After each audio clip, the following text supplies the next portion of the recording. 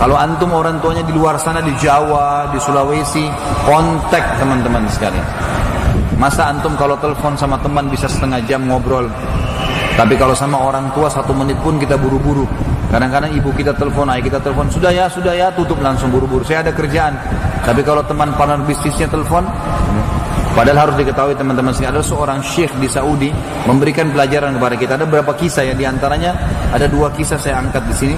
Yang satu teman-teman sekalian ini lagi pengajian kayak sekarang kita ini. Kemudian ayahnya telepon. Diangkat sama dia, sebentar jemaah, ayah saya telepon. Lalu diangkat, iya, assalamualaikum, waalaikumsalam. Ayahnya bilang, nak, saya mau undang teman-teman saya makan, saya butuh 5 ekor kambing.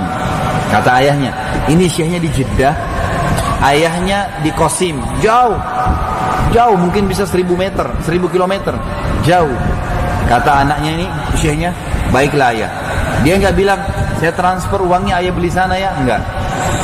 Ditutup telepon sama dia, diberhentiin pengajian, dia pergi ke penjual kambing, dia sewa mobil pick up, dibeli 5 kambing, disetir sendiri, bawa ke sana, kasih ayahnya, ini ayah, kambingnya ayah pesan, salaman pulang lagi. Bagaimana mereka bakti dengan orang tuanya. Yang satu lagi ditelepon di pengajian nih, ibunya telepon, nak, ibu lagi perlu nak. Dia nggak bilang, maaf ibu saya lagi pengajian nggak? Baik ibu, tutup. Jemaah, ibu saya lagi butuh sama saya, pengajian saya tutup. Kafaratul majlis pergi, bubar. Langsung dia pergi ke ibunya, penuhin kebutuhan ibunya. Itu saking tahunya mereka tentang bakti orang tua. Dan teman-teman sekalian, coba gunakan, maksimalkan kalau mereka masih hidup. Apa salahnya kalau antum memberikan samponya, memberikan odolnya, memberikan sabunnya? Saya berbagi teman-teman sekalian. Saya punya ayah, alhamdulillah sekitar 80 tahun masih hidup di Makassar ya. Saya sangat bersyukur karena beliau masih hidup. Ibu saya sudah meninggal dari tahun 79. Saya masih 4 tahunan waktu itu. Tapi yang jelas ayah saya alhamdulillah masih ada. Dan saya setiap hari berusaha untuk telepon. Walaupun cuma sebentar, 1-2 menit saja. Antum coba telepon sehari, semenit 2 menit telepon. Assalamualaikum, salam, baik ayah, baik. Ada butuh sesuatu, tolong doain saya. Iya. Tidak pernah saya tutup telepon setelah ayah saya doain lalu saya susah, nggak pernah. Kalau ada sedang siapin masalah, ayah doain ya, iya baik. Semoga Allah mudahin kamu diberkahin, udah selesai. Selalu begitu teman-teman sekalian. Dan saya coba jalankan, ada satu wasiat seorang syekh di Jeddah. Ini kisah yang kita tutup dari silaturahim ini ya. Teman-teman sekalian, dia bilang saya lagi sholat, syekhnya lagi sholat Jumat.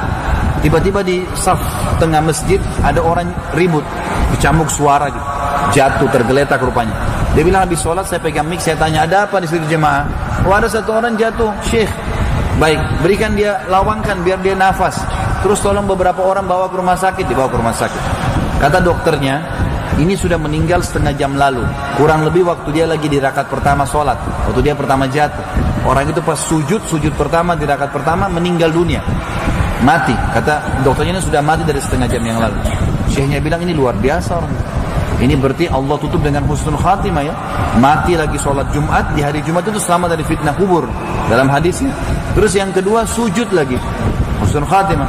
Terus adiknya datang jemput jenazah kakaknya, langsung syekhnya bilang, saya mau mandiin jenazah kakakmu ya, karena saya anggap ini penghormatan. Dia datang jauh-jauh ke masjid saya, mati lagi dalam keadaan begitu. Dan silakan, adiknya bilang silakan, malah penghormatan buat kami syekh mau mandikan, dimandikanlah.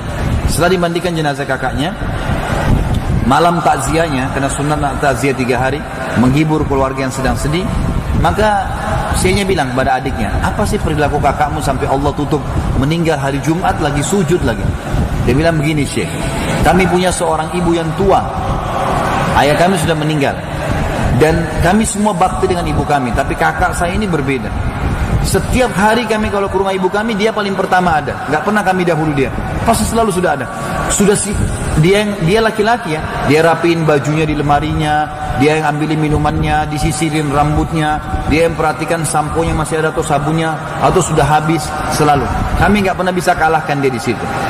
Bayangin teman-teman, sampai sampo dan sabun. Berapa banyak orang di antara kita merantau, dia nggak hubungin orang tuanya kecuali pada saat mau mudik saja. Atau mungkin dia pun tiba di kampung, sibuk dengan teman-temannya dan tidak sibuk dengan orang tuanya. Padahal itu puncak silaturahim tuh, penyebab rezeki antum di orang tua.